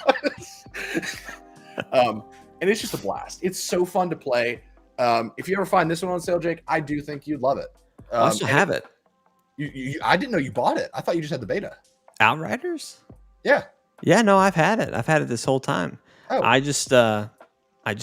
didn't like what we I say that, Steven. I'm pretty sure I bought it. I don't remember you buying it. I remember you playing the beta with me, because the beta was basically a demo. I'm gonna look on my PlayStation app real quick, and I don't know that I can figure that out from there, but I'm gonna see. I'm pretty sure I have it. And everything Steven said is true. I don't know what makes me like or hate things, but for whatever reason, this was not one that a big thing really that you said was not being able to jump, which I thought was a really bad excuse. It's a really dumb thing, because like there's plenty of games you can't jump that are fine. It's just, I think too, and maybe I'm wrong. I don't remember. I think you played Pyromancer and you should have played Trickster. No, well, there's that too. I think I played the wrong class, but I think I was playing like Deathloop or something very fast moving. It was definitely not Deathloop, because that would have been beginning of the year, and Deathloop came out September. Yes, September. Okay. Maybe it was Destiny. I'm not sure, but it was whatever it was. It was a lot more fast pace and moving around stuff. So, let's see. Outriders demo. Okay, maybe it was just the demo, Steven. But look, it's $20 right now. You want me to get it? Get it. Absolutely get it. I will make a new character with you, and I will play through the whole campaign with you. The campaign, look, the story is literally about a guy who's just doesn't want to be there. And like, he's the most uninterested protagonist of all time, but it's kind of hilarious. Because like, the writing's not good, but it doesn't take itself seriously, so it's okay. Right. You obviously play this game for the gameplay, because the gameplay is fun. It's just a huge power fantasy. But I'll play through the story with you, because this is the kind of game that it really, like, the power fantasy begins with expeditions. So once you start building your max level character and getting into higher difficulty tiers, so if you could just stick it out through all of that, I think you'd have a good time. I'll give it another shot. We'll probably have to play it through live streams just to give me enough time to really get through it. But I think I'm open to trying it again, because it just didn't work the first time. So the gameplay that you're watching of me, does that look entertaining to you? Yes. Okay. Because this gameplay, like the way my class plays, the Technomancer, the way I run it, it's very stiff and doesn't move much. So if that looks entertaining to you and you decide to play a trickster. Well, it's funny to me that you say stiff and looks like you don't move much, because you're running around like crazy. Well, in terms of, like, I'm very stuck to the ground. Like I'm Right. like I have a very linear path that I have to go through. But like with the trickster, you're constantly blipping around the map, like you're teleporting. Gotcha. Okay. So if it's a more mobile gameplay style in terms of like guerrilla tactics, getting in, doing a lot of damage, getting out, stuff like that, just more positioning based kind of stuff. If that's what you like and you think that my gameplay looks entertaining, then I think you would have a really good time with the trickster. All right. Well, I just bought it, so we'll have to give it another shot. There you go. Merry Christmas, Steven. Thank you. I hope I made your time. Are you done with Outriders? I think so. Also, anyone who's watching, it's probably just Vortex at this point, but what are your favorite games? Let us know. We're still going. Like we're still going. But let us know. We're entering into our number ones, and it's very exciting. Steven, what do you think mine is? Because I assume you thought mine was going to be Guardians of the Galaxy. Is that correct? I kind of assumed, yeah. Now I feel like I know what it is, but I can't put my finger on it. Like if there's a game that I feel like I know what it is, but I can't put my finger on it. If you say It Takes Two, I'm quitting the channel. Well, I can't take Steven, another. I swear, Jake. I can't talk about that game anymore. I would honestly be shocked if you remember this. But it's just what are some things floating around your head, Steven? I really don't think you're going to get it. Was this a game at the Game Awards? No. Then tragically not at the Game Awards. Then I don't remember, because it was probably earlier in the year, and it actually, fun fact, it released on my birthday. What is it? Ladies and gentlemen, 12 minutes. Jake. Ladies and gentlemen, my game of the year for 2021 goes to a lovely little indie game that did something not many games can do, which is rekindled my love of something that I have a lot of passion for, and that is photography. And so my game of the year is Toem. I never would have guessed. You never would have guessed. I completely forgot about Toem. That's kind of why I also wanted to. It was going to be in my top 5 regardless. Yeah. But the more I thought about it, it's my number 1. It's absolutely it is the game that I most enjoyed playing this year. Yeah. I beat it and platinumed it in a day, which means to me that says there's just enough content here, because it just happened to be a day that I had a lot of free time, which I don't have a lot of right now. But you could easily, like, if I didn't have that day, right, it probably would have taken me a week to beat. It's not super long, but it's so much fun. Not an easy platinum, but like if you're paying attention to what you're doing, it's an easy platinum to get. But basically the whole premise of the game is you are this child who is going off on kind of this pilgrimage to see this thing called the Toem. And it's this big event in your life. Your mom is like sending you off on the journey. She's talking about her trip, and she just talks about how she loves to look through the photos of her trip. And so she gives you a camera. The camera is very basic. It can zoom, and I think you have to unlock a zoom. And then you eventually get like a little horn that you can squeak to get people's attention. That's it. There's no special filters. If you're watching the gameplay on screen right now, it's all black and white. It's got this great kind of cartoony look to it. It's very interesting that it combines that top-down kind of perspective with a first-person camera. That's very unique. A first-person camera. But there something about that premise, right? Of just you're going on a trip. Like, just go have fun. Like, take pictures of things you want to take pictures of. There's little side quests and things that you can do, like take pictures of all the ghosts and things like that. Does Doom have a camera? I mean, everything has a photo mode. Everything has a well, see, but this isn't photo mode. I know. I was saying that for Doom. Yeah. But yeah, this is different. Anyway, but like, I don't know.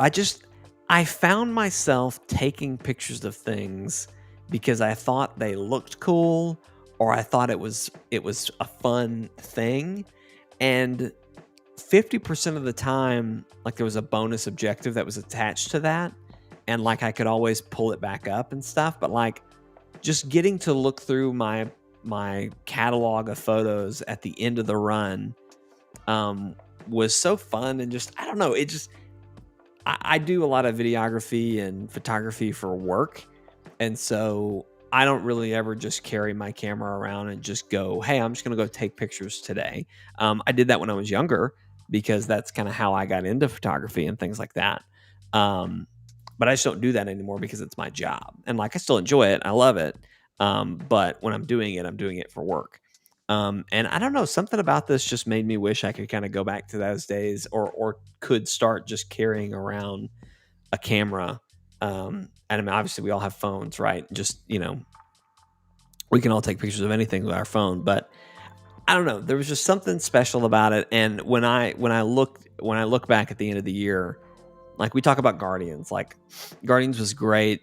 It was a lot of fun. But for me, it just kind of drug on a little bit. Like, by the time I finished it, I was ready to be done with it. Not that it wasn't disappointing. It was all great all the way through the end. It's just, I was ready to play something else when I finished.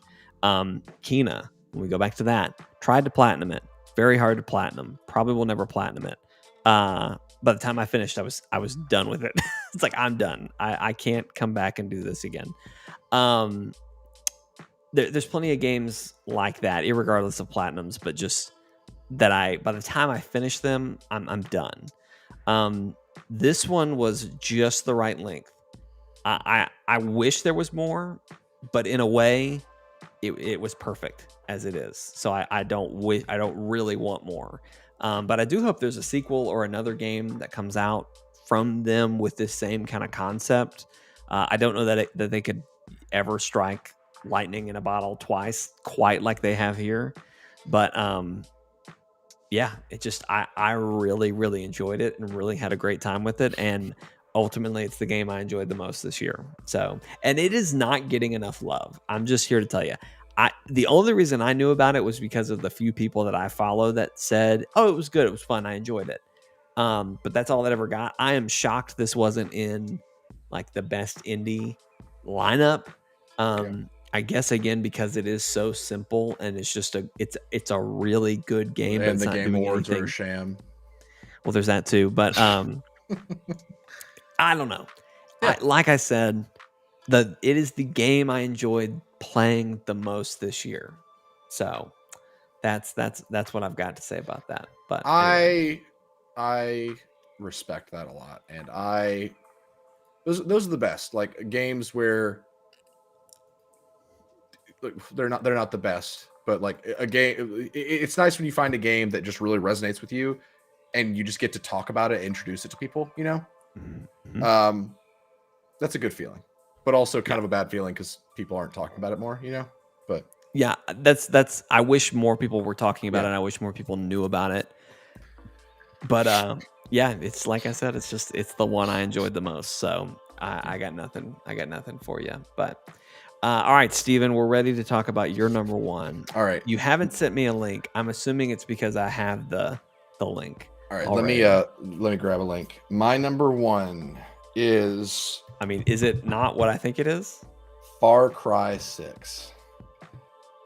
Are you serious? No, I'm not. I was like, I mean, there was a second where I was like, well, I mean, I guess he could. That could be I his thing. said that while watching your face, and when I said that, it was like your brain froze for 4 seconds. Like, well, I mean, really? seriously, because like, if you wanted to throw me a loop, it would be it's like, not Far Cry 6. It's Guardians of the Mother Effing Galaxy. Come on, baby, there it is. Couldn't be anything else. He's back, ladies and gentlemen. Oh man, he's back. Much like Toem reignited Jake's passion for photography, Guardians of the Galaxy reignited my passion for telling people what to do.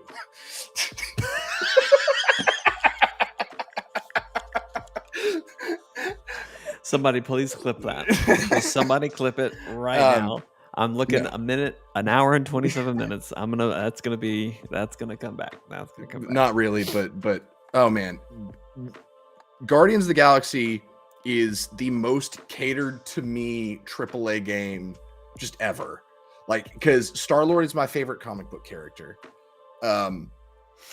I love a good story-driven title. I love squad-based combat, and it's just boom, boom, boom. Everything that I want out of a game. Great music, great like rock music. It just has everything. The story is fantastic. It won Best Narrative at the Game Awards that are a sham, except for this one time when they made Guardians of the Galaxy win Best Narrative because it deserved it. It actually deserved this.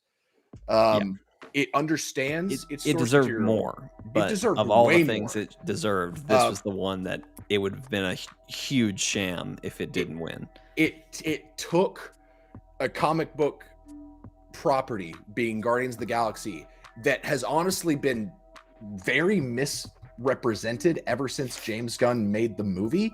No hate to Guardians of the Galaxy, the movie, because I love those movies. But James Gunn's interpretation took a more James Gunn approach to the characters and to the universe that lost a lot of what made the Guardians great in their 2008 run. This game said, let's take the great things about James Gunn's interpretation, the great things about the Annihilation Conquest run from 2008, and let's just bring them together and create a definitive Guardians of the Galaxy experience that's kind of a tour through cosmic Marvel. And they put it in this amazing package that has so much heart, such a great narrative, wonderful performances, amazing music. It just hits everything exactly how it needs to. And I can see where you're coming from, where you were just like, by the time it was over, I was ready for it to be over. I can see that, and I can agree with that. That is not, I say that really to raise Toem up a little bit, but like, it's not me playing a game, especially this one. And this is not, it's not a long game, but just the way my life is, it took me probably a month and a half to 2 months to beat it. And it's not because it's long, it's not because it's hard. It's just, I'd play for an hour and then move on. And then I'd come back 2 weeks later and play another hour. So by the time I got to a month and a half, it was like, okay, I need to get back to Deathloop. There's all sorts of things I want to get back to. But anyway, it was just about the perfect length. Like, it didn't overstay its welcome. A lot of people who aren't me, I can see why they would think that it was close to overstaying its welcome. But for me, this game resonated with me so much that the moment I beat it, I was this close. For you audio listeners, my fingers are basically touching. I was this close to diving right back in, starting the game over on a higher difficulty, because I just loved it so much. And it has just enough replayability. It's buffering, by the way, so you may want to. Yeah, I know. I can't do anything to. The best I can do is refresh it, and I don't know what that's going to do. But it's got just enough replayability to where, like, I could totally justify a second playthrough, and it'd be fine, Oh yeah, absolutely. just, the music was great. I thought all of the performances of the characters were fantastic. It's like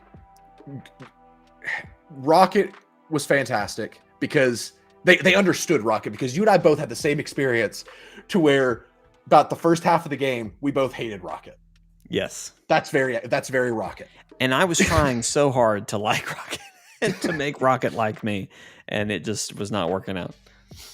Well, yeah, but you're supposed to, like, that's just so Rocket, to where he constantly tries to take things into his own hands. He doesn't really care about anybody else, but he still has a heart of gold that you just have to dig to, you know?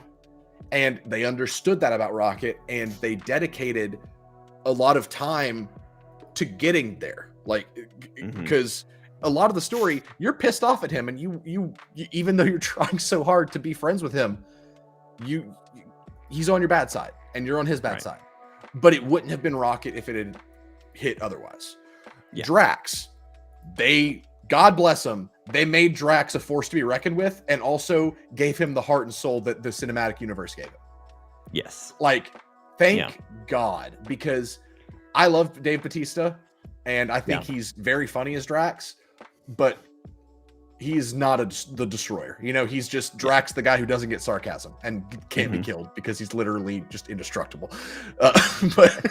But this he's Drax, also invisible if he stays very still. He is invisible if he stands very still. This Drax was not only comedically, he hit comedically. Yeah. Like, when they're hanging on the Milano, you can find him reading Sarcasm for Dummies. It's hilarious.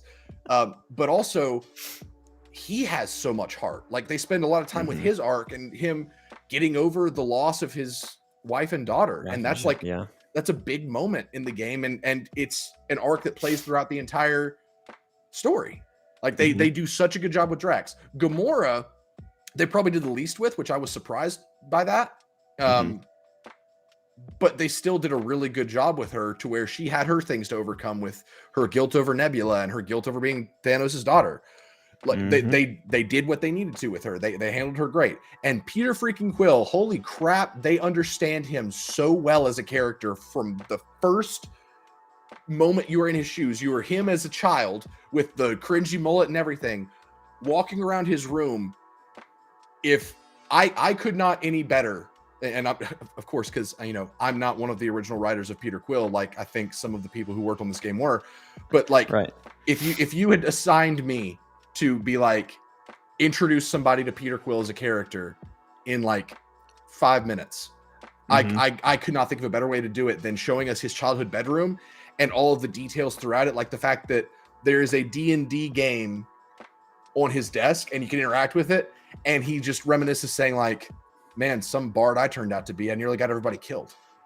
Like, just little stuff like that, to where it's like, oh my gosh, they understand him. And like, they gave such a slick, smooth introduction to his character as a child, that just the onion keeps unraveling as you play the game. You learn more about his past, about what motivates him, why he is the way he is. They just did such a good job with it. And like, me as a huge Peter Quill fan, like my favorite character in comics, this is definitive Peter Quill. Like, I love Chris Pratt. He does a great job at making a action comedy Star-Lord, but this is top tier Star-Lord in my opinion. Like, they did such a good job because they made him formidable yet funny yet kind of a screw up.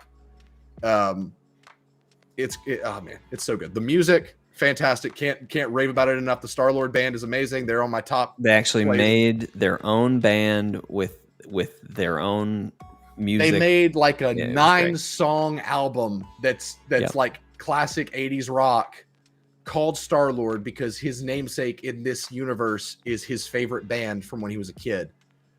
And that's so smart. And it heightened the game so much to have that just little, because they almost underutilized the Star-Lord band, because I love the music so much, and I wish that they had appeared more. But I mean, that's kind of a good sign of game music when you feel like it's almost underutilized. But there were a lot of costumes to get that paid homage to. Oh, look at this! You're looking at costumes right now. I was just about to say, you could not have timed that any better. Go ahead. It paid a great homage to the Guardians past. Like the Annihilation Conquest outfits for Rocket, Groot, and Peter are in that list, which I love those. So that was great. It very much felt like, fingers crossed, hopefully, the first step of what could be like a trilogy. Yeah. God willing, I hope this is like a trilogy or just multiple games, whatever, because like I need more from this iteration of the Guardians, because it's my favorite iteration. Much like Insomniac created my definitive Spider-Man, this is my definitive Guardians. Yeah. And I need more. Well, to piggyback off there and share some of my thoughts as well, they definitely did a great job at setting up the world. You go to a lot of places, we meet a lot of characters some characters we meet and we never see again, but we know they exist. You know what I mean? And some characters we meet and don't really figure out who they are. Ruby Tuesday or whatever the hell her name is, that you meet once on Flacknar 5 or whatever the hell her name is. Do you know who I'm talking about? I can't say I do. Ruby Tuesday.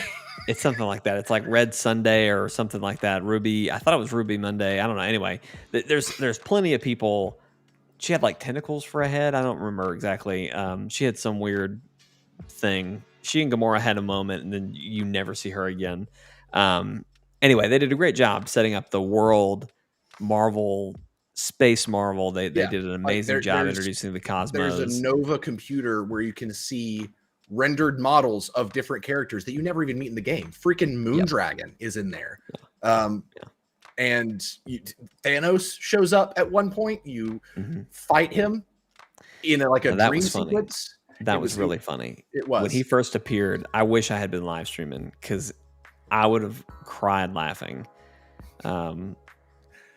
He looks very funny at first. It looks very pre-MCU Thanos. Yes.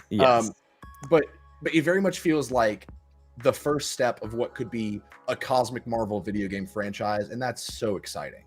Yeah, because the Guardians are the perfect way to introduce that.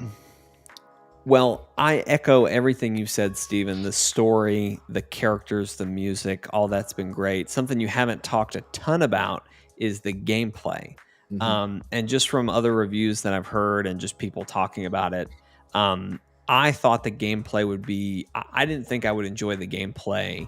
And while I don't think that's like the strongest element of the game, like you could say that, it is very fun to play.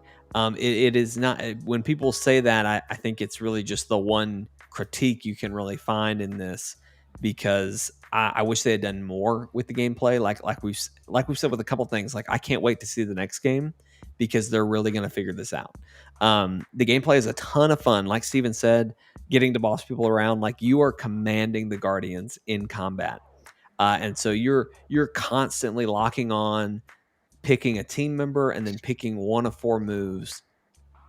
And each move has a different kind of goal or objective. Like there's several, like Rocket, he has a lot of crowd control, so there's lots of big explosions that are going to hurt lots of enemies, but he also has a move that's like a special that is a focused barrage of fire from a big machine, like a big gun, big Flarkin gun.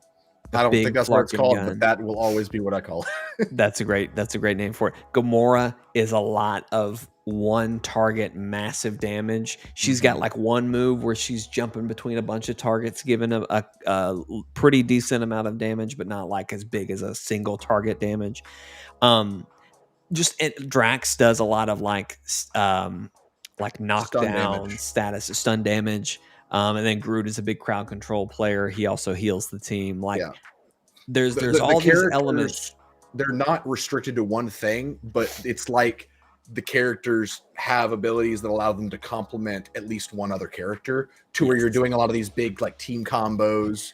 Like you're part of it. Like I can't tell you how many times I would open a fight where a lot of people are in front of me. Groot grabs them, and then Rocket blows up the crowd right there. I've got them all in one spot. Hit him with a rocket vortex grenade. Hit him after that with Groot's spike vines that go up, and then hit him with Drax's big ground pound and Gamora's like barrage. Just a 4-person opener that just flows really well, and that's and it works. Like, and that's that. There's at no point does it expect you to do these things. It leaves it just completely up to you. Like, you can end things like that, or you can, take your sweet time. And sometimes it's fun to just take your sweet time because and to talk about that, I don't remember if this was, I don't think this was nominated for accessibility or anything like that. But it was. Was it? Okay. So one thing that it did do, and I don't know if they talked about this or if we talked about it when we read through some of the why were these people nominated. One thing this game did do really well was you could adjust everything. Like, you could set, was a complaint that I've heard other people talk about is like, oh, well, Star-Lord doesn't really hit hard. Like, you don't feel powerful as Star-Lord because you're having to rely on the rest of your team, which is kind of the point. But anyway, you can go into the settings and just maximize Star-Lord's weapon attacks, and you can be a guns blazing all on your own, whatever. You can reduce how much damage you have. Like, you can completely adjust all of that. If you wanted to experience the game wrong and miss the point entirely, you could totally jack up Star-Lord's damage to where you don't really even use the Guardians. But again, back to understanding the source material, understanding your character. Star-Lord is a great character in terms of like his effectiveness as a hero is so great because he inspires people, because he is the bard, because he can keep people in line, keep them focused on one objective. So like, you're not supposed to feel like the strongest guy in the room. You're supposed to feel like the guy that brings together the people that are better than you, which is why he resonates so much with me, because like, that's kind of what I do in games is I try to improve the people that do the things better than what I do. And it's so cool to see them. Like, it's a hard sell, because like, to tell somebody, yeah, imagine playing a bard in D&D, but it's single player. That doesn't sound appealing, but they make it appealing. They make it absolutely work. And it's so true to the heart of the characters, to where like, when they announced this game, Jeremy was excited and then he wasn't, because it was single player. And I totally get that 100%, because this would be a lot of fun in co-op playing, 4 players, however many, all of you are the Guardians of the Galaxy. But they said, there is a specific thing we want to do, and we want to do it 100% the best we possibly can. We don't want to bite too much, more than we can chew. And that's what they did. They said, we want to make a Star-Lord game that is true to the heart of Star-Lord and the Guardians of the Galaxy. And they understood that it needed to be single player. To understand, to present Star-Lord as a hero, you have to be the weakest guy in the room. Yeah. That's just part of it. And it works. Like, I never really even felt that weak as Star-Lord. I was contributing a ton. Like, my gun attacks were great. But I totally understand, like, people wishing they could be Rocket with the big Flarkin gun or whatever else. But yeah. It's great. And yeah, I mean, again, I echo everything you've said so far. The only element of gameplay, just to jump back to gameplay, that I cannot wait to see how they improve on, because when it worked great. And that was the huddle ability, which lets you stop you stop the fight, the team gets together, you give them an inspiring speech, and then it plays a song off of, well, I guess it could be any licensed song, but then also the songs that they came up with from Star-Lord.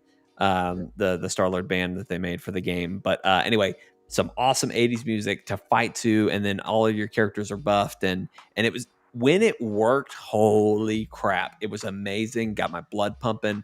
When it didn't hit right, like when a really poor choice of song came up, whenever Jitterbug came on, I think that was the one that got me. It was like not the final fight, but like, it was a huge fight. I used it because I'm very sparing with like supers. Ultimates, I try to save those for like the moment.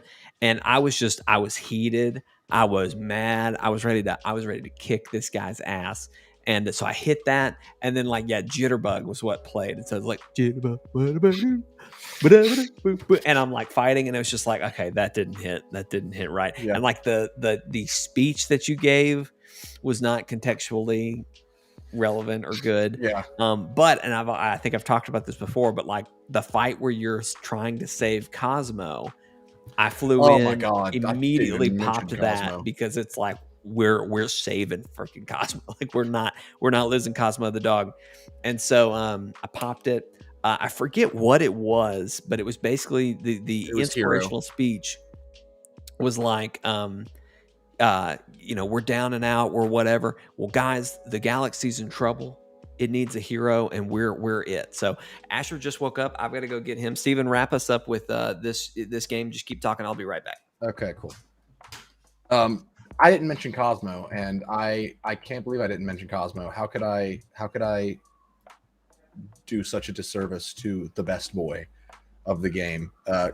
Cosmo is just a good example of them utilizing minor characters so well. Like Mantis is another example. Mantis in the movies is just absolute trash. She's just kind of there. She got the Drax treatment to where she was depowered a lot and kind of there for comedic effect. But this game took her and made it more towards her comic character, which is someone who is constantly aware of different realities and possibilities and timelines. Also telepathic, she's empathic, just stuff like that. An insanely powerful character. And they took that and they totally made it work, even though it was kind of confusing at times. It's, you know, kind of supposed to be confusing because different timelines, all that jazz. But they used her just the right amount. Cosmo was so great.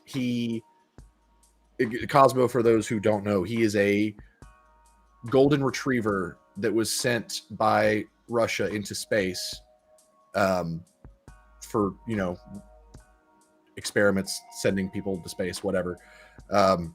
Somehow, I don't even know how, I need to do some research on his character, Cosmo ended up getting caught up in the shenanigans of the galaxy, got telepathy and telekinesis, and became the chief of security in Nowhere, which is the head of the severed head of the Celestial that you've seen from the Guardians of the Galaxy movies, or the first one.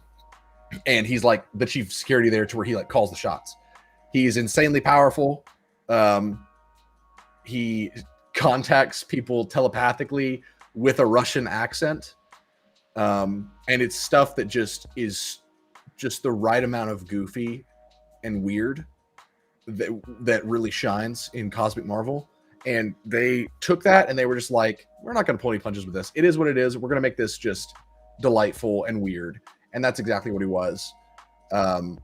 He was more ingrained in the plot than I thought he would be, and I was just very glad to see that. The part where he is overtaken by the promise and like you're having to try to talk him out of his brainwashing was weirdly one of the most emotional moments in the game, because the promise is what the Church of Universal Truth, it's like basically them putting people in a brainwashed state to where they're constantly reliving their truest desires, but it's not real.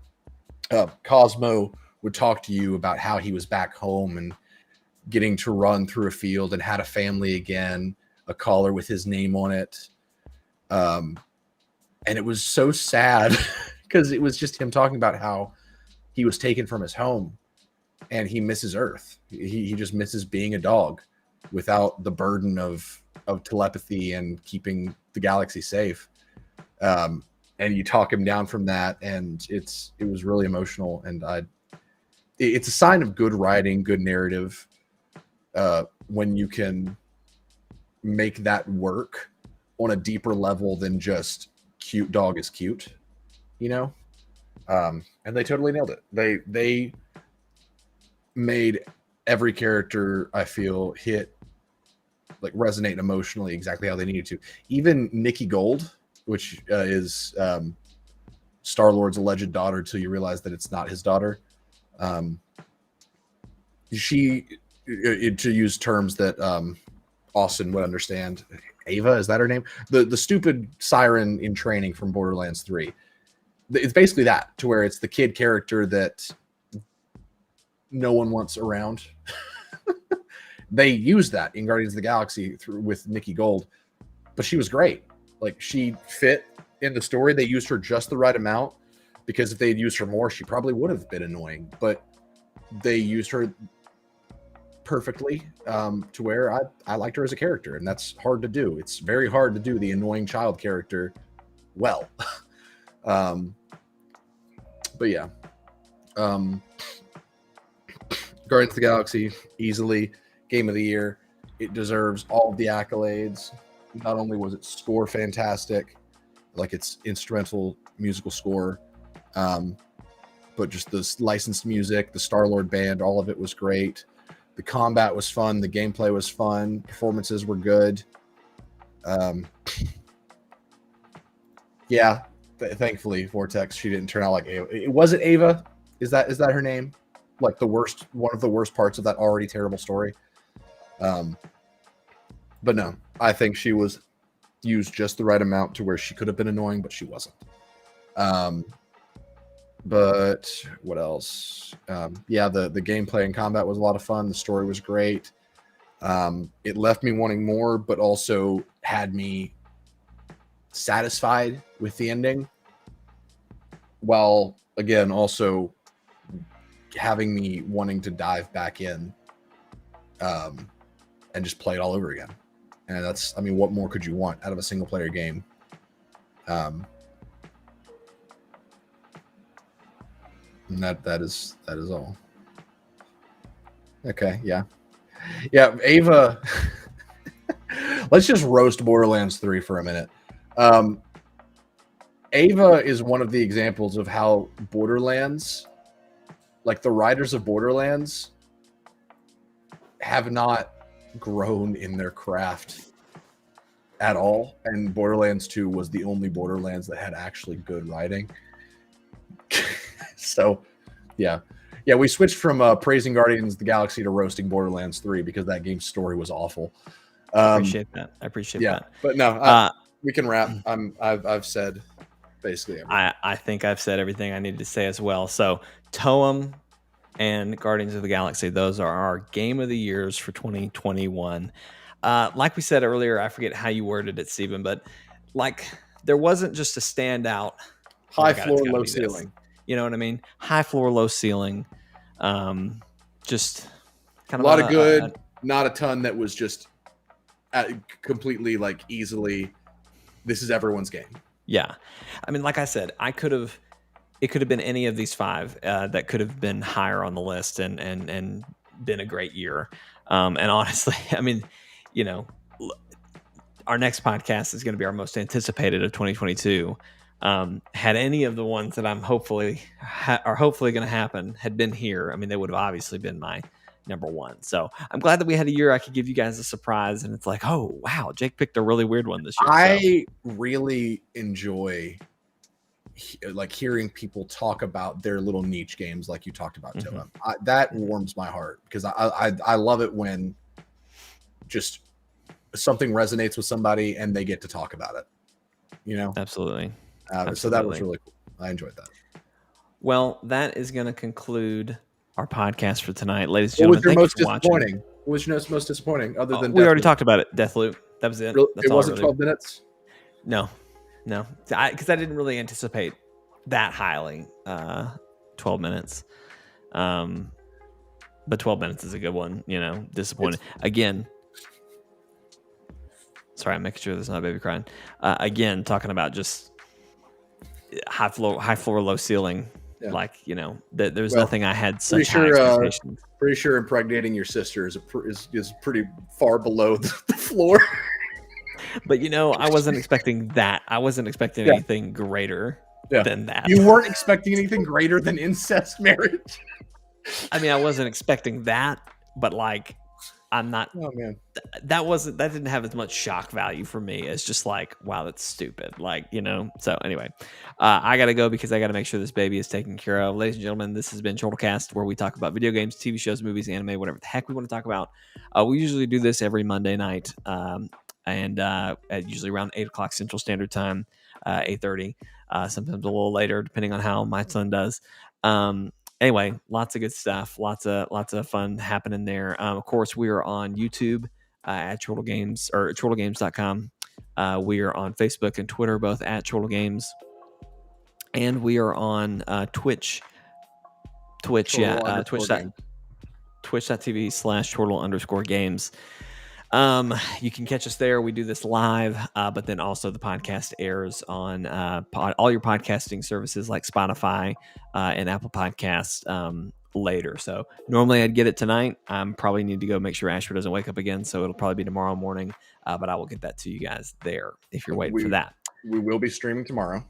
We will be streaming tomorrow. Hopefully, it will be Sentinels of the Multiverse, continuing our campaign. We've been a few weeks off on that, so that'll be exciting to jump into. If not that, Steven and I are going to do either Rise or Stories. I don't know. We might have to talk about which would be better. You need to get further in Stories before we do the co-op, because the co-op is then more it'll be Rise. Yeah, gotcha. It'll be Rise then, but. Anyway, so expect something tomorrow. Again, we're on a weird schedule, holiday stuff. Steven's about to go to Europe. Steven, you're leaving what, Friday? When are you coming back? I'm leaving Saturday, coming back Saturday. Wow. So I'm gone for 7 days. Gotcha. Well, so content will be weird this weekend. It'll probably be weird next week. But then when we do, when Steven makes his triumphant return 2 Mondays from now, what is that, the 12th? I have a calendar pulled up. Hold on. That is the 10th. The 10th. So when the podcast on the 10th will be our most anticipated games of 2022. So look forward to that. Vortex, I will try to do some streams. That might be a great opportunity for me and Jeremy to finally play. Yeah, Jeremy, I think is back, or he's coming back this week. What's that game? Heavenly Bodies. Thank you. I was like Moonwalker, but it's Heavenly Bodies. Thank you. So maybe that's our opportunity to play Heavenly Bodies finally. So anyway, lots of good stuff to look forward to from us in 2022.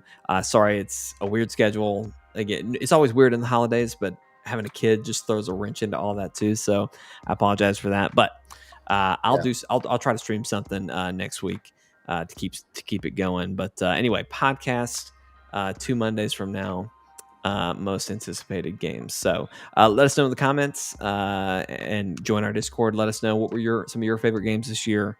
Let us know if there's any that we missed that we need to play for sure. And I don't know what Jeremy would have picked. I'm going to guess Metroid. Metroid Dread. Metroid Dread would be on there. Absolutely. Outriders so we'll throw in because we've been having. That's what we'll throw in from Jeremy. But anyway, ladies and gentlemen, that's going to do it for us tonight. Thank you for watching. Thank you for listening. We'll see you next time. Bye. Bye.